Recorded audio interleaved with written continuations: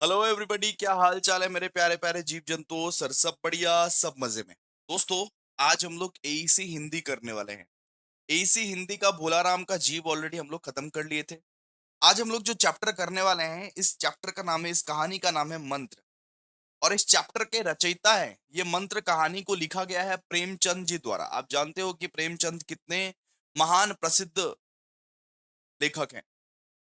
तो इस कहानी को आज हम लोग पढ़ने वाले हैं, मंत्र। इस कहानी का नाम है मंत्र और इस कहानी को लिखा गया है प्रेमचंद जी द्वारा। बहुत ही बढ़िया तरीके से मैं कहानी को पढ़ाऊंगा, कहानी के समरी को पढ़ाऊंगा। पूरा कहानी तो पढ़ाना इम्पॉसिबल है। कहानी के समरी को पढ़ा दूंगा, समझा दूंगा, और साथ ही साथ मैं एमसीक्यूज आपको बता दूंगा। ठीक है, तो हम लोग मंत्र स्टार्ट करने वाले हैं, लेकिन सबसे पहले सुनो। एईसी हिंदी का फुल सीरीज के लिए आप लोगों को थोड़ा सपोर्ट दिखाना पड़ेगा। आपको ज्यादा कुछ नहीं करने बोलते हैं, आपको बस लाइक करने बोलते हैं, कमेंट करने बोलते हैं और शेयर करने बोलते हैं। एक कमेंट जरूर कर दो, एक कमेंट जरूर कर दो, ताकि मुझे पता चले कि हाँ भाई, हिंदी का रिक्वायरमेंट तुम लोगों को है। मुझे लगता है कि हिंदी का रिक्वायरमेंट आप लोगों को नहीं है, इसीलिए आप लोग कमेंट नहीं करते हो। तो लाइक कमेंट शेयर करना पड़ेगा, थोड़ा सपोर्ट दिखाना पड़ेगा, तभी मैं हिंदी के सीरीज को कंटिन्यू रखूंगा। देख सकते हो कितने सारे चैप्टर अभी है आपके। ठीक है, तो हिंदी के सीरीज तभी कंटिन्यू रहेंगे जब आप लोग सपोर्ट्स दिखाओगे। आज आज के दिन ही मैं यहाँ पे 3 से 4 चैप्टर करवाने की कोशिश करूंगा। ठीक है, तो दोस्तों, आज फिलहाल में आज मैं मंत्र स्टार्ट करने वाला हूं।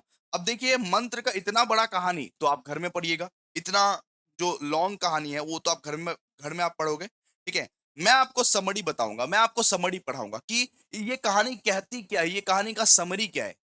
ठीक है, इतना समरी क्या है। आइए, तो आइए, यहां से पढ़िए, यहां से पढ़ना स्टार्ट कीजिए कि कहानी की शुरुआत होती है डॉक्टर चड्ढा से। इस कहानी के मेन पात्र में से एक पात्र होता है डॉक्टर चड्ढा, जो अमीर तो है, जो प्रसिद्ध तो है, जो फेमस तो है, लेकिन बहुत घमंडी है। कहानी की शुरुआत होती है डॉक्टर चड्ढा से, जो एक प्रसिद्ध अमीर और घमंडी डॉक्टर है। मतलब वो फेमस तो है, अमीर भी है, लेकिन वो घमंडी डॉक्टर है। वो क्या है? वो घमंडी डॉक्टर है। उनके अंदर घमंड भरा भरा है।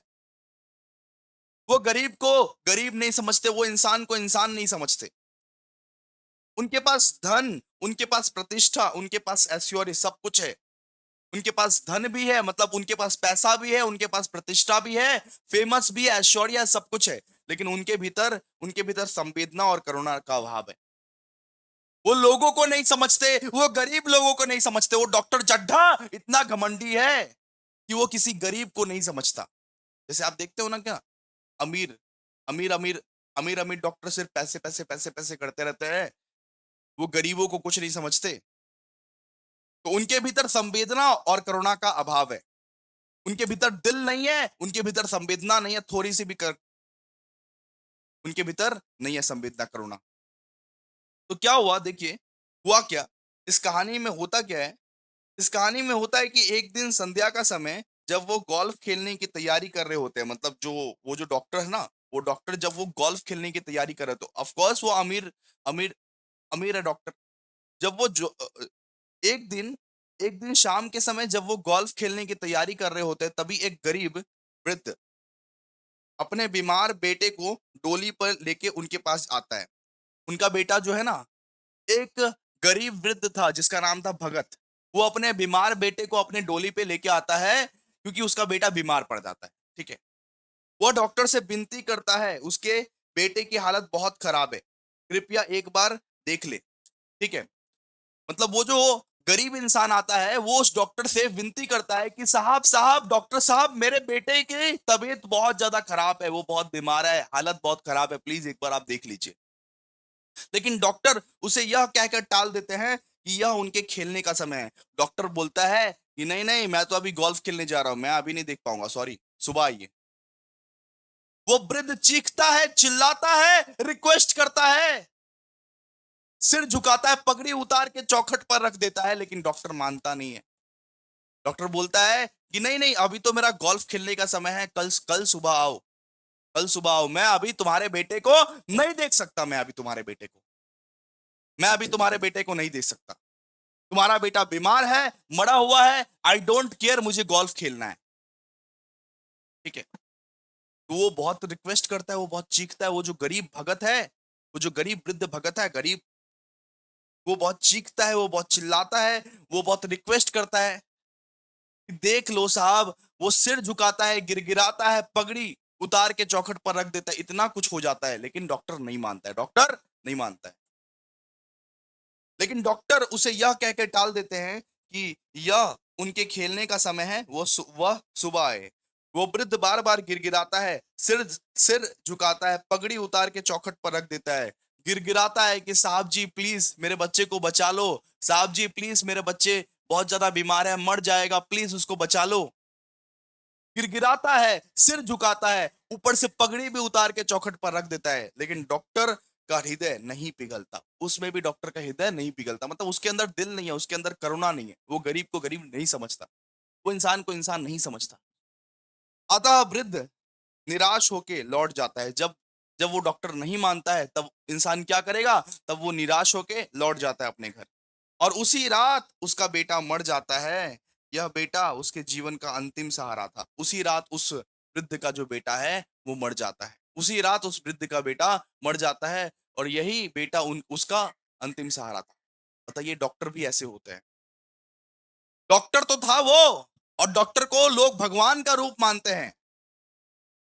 डॉक्टर था वो, डॉक्टर को लोग भगवान का रूप मानते हैं, लेकिन डॉक्टर था, अमीर था, लेकिन घमंडी भी उतना ही था। अमीर था, फेमस था, लेकिन घमंडी भी उतना ही था। ये गरीब आया उसके चौखट पर, लेकिन उसको गोल्फ खेलने की पड़ी है। वो पहले गोल्फ खेलेगा, कल कल सुबह आइए अपने बेटे, आपका बेटा मरा है, जड़ा है, मुझे कोई फर्क नहीं पड़ता, कल आइए अपने बेटे को लेके। एक गरीब उसके चौखट पर आता है, गिड़गिड़ाता है, सिर झुकाता है, पगड़ी उतार के चौखट पर रख देता है, फिर भी वो डॉक्टर बोलता है कि कल आइए, मैं कुछ नहीं कर सकता, सॉरी। उसका हृदय इसमें भी नहीं पिघलता है। और अतः लास्ट में क्या होता है? लास्ट में उसको वापस लौटना पड़ता है। लास्ट में वो वृद्ध जो था, उसको वापस लौटना पड़ता है, क्योंकि डॉक्टर साहब ने इलाज विलाज नहीं किया। और उसी रात उसका बेटा मर जाता है, जो उसका जीवन का अंतिम सहारा था। अंतिम सहारा था मतलब एक ही उसका बेटा था, लास्ट में वो भी मर जाता है।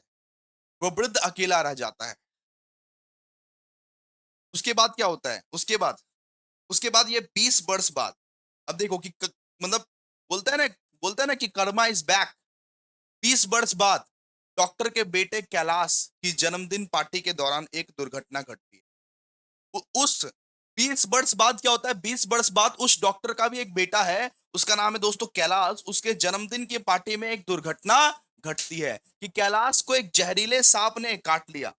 अब वो जो कैलाश था ना, उसके एक जहरीले सांप ने काट लिया, उसको एक जहरीले सांप ने काट लिया। ठीक है।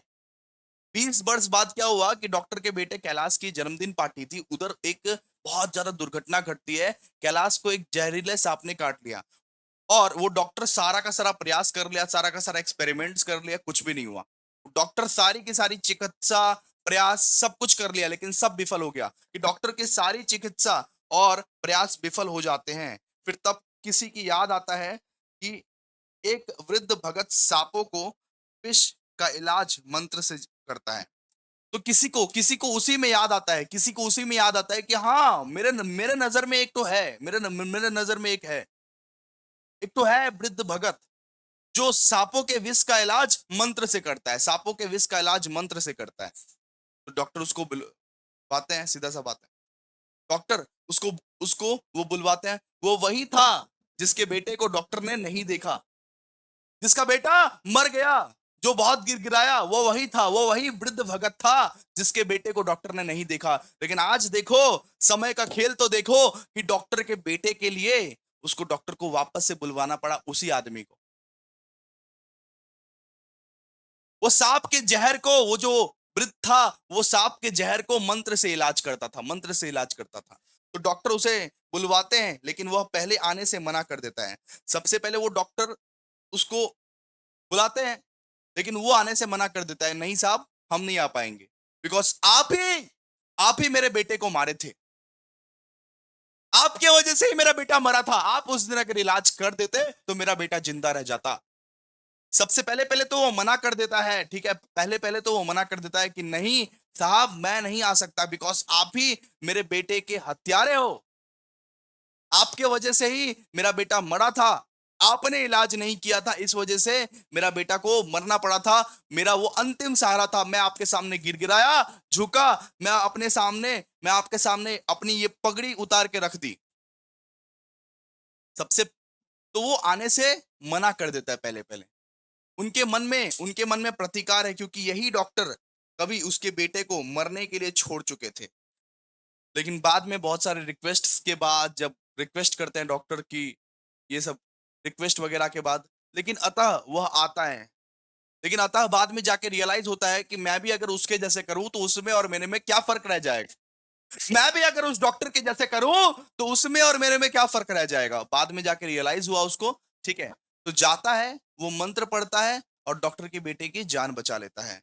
लेकिन अतः वो आता है, मंत्र पढ़ता है और उस वो डॉक्टर के बेटे की जान बचा लेता है। अतः वो जाता है और मंत्र पढ़ता है और डॉक्टर के बेटे की जान बचा लेता है।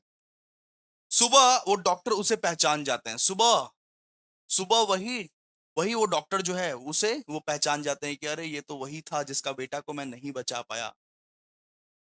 और उसे अपनी गहल और उसे अपनी ये गलती का गहरा पछतावा होता है, ठीक है? सुबह डॉक्टर उसे पहचान जाते हैं और उसे अपनी गलती का गहरा पछतावा होता है। यह यह घटना डॉक्टर के जीवन में एक नैतिक और भावनात्मक परिवर्तन लाती है, ठीक है? उसके बाद वो डॉक्टर चेंज हो जाता है। उसके बाद वो डॉक्टर चेंज हो जाता है। अब वही डॉक्टर गरीबों को निस्वार्थ भाव से इलाज करते हैं। गरीबों को बिना स्वार्थ के इलाज करते हैं, फ्री में इलाज करते हैं वो डॉक्टर, ठीक है? अब ये माइंडसेट जो डॉक्टर का चेंज हुआ, इस वजह से वो डॉक्टर अब क्या करता है कि गरीबों को निस्वार्थ भाव से इलाज करते हैं। कहानी का मंत्र केवल सांप के विष का इलाज नहीं, बल्कि हृदय परिवर्तन का भी प्रतीक बन जाता है। तो सिर्फ सांप का विष का इलाज नहीं है ये कहानी। डॉक्टर का हृदय भी परिवर्तन हो जाता है। वो गरीबों को निःशुल्क सेवा करने लगता है, मतलब बिना पैसे का, वो मतलब वो सेवा करने लगता है निस्वार्थ भाव से। क्लियर है? तो यही कहानी था नॉर्मली, ठीक है? यही पूरा का पूरा कहानी था। अब हम लोग क्या करेंगे, इसके एमसीक्यूज़। अब देखिए ये पिक्चर, ये है डॉक्टर चड्ढा, ये है उसका बेटा, ये है वो सपोला, जो मंत्र पढ़ के इलाज करता है। मंत्र मंत्र पढ़ के इलाज करता है। देखिए, मुंशी प्रेमचंद के बारे में थोड़ा-सा आपको जानना पड़ेगा। मुंशी प्रेमचंद के बारे में थोड़ा-सा जानना पड़ेगा। देखिए, मुंशी प्रेमचंद वास्तविक नाम क्या है इनका? वास्तविक नाम है धनपत राय श्रीवास्तव। मुंशी प्रेमचंद के का वास्तविक नाम है धनपत राय श्रीवास्तव, ठीक है?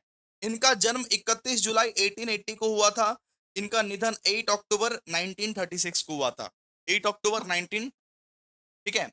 और ये हिंदी, उर्दू साहित्य के महानतम कथाकार हैं। मतलब हिंदी भी लिखते थे, उर्दू भी लिखते थे। सामाजिक यथार्थ, करुणा, नैतिकता, यही सब कहानी-कहानी ये सब लिखते थे। बहुत ही बड़े लेखक थे, बहुत ही बड़े लेखक, ठीक है? इस कहानी के प्रमुख-प्रमुख पात्र कौन है भैया? ये डॉक्टर चड्ढा, फिर भगत, फिर कैलाश, फिर मृणालिनी, ठीक है? क्लियर है? बस यही था कहानी।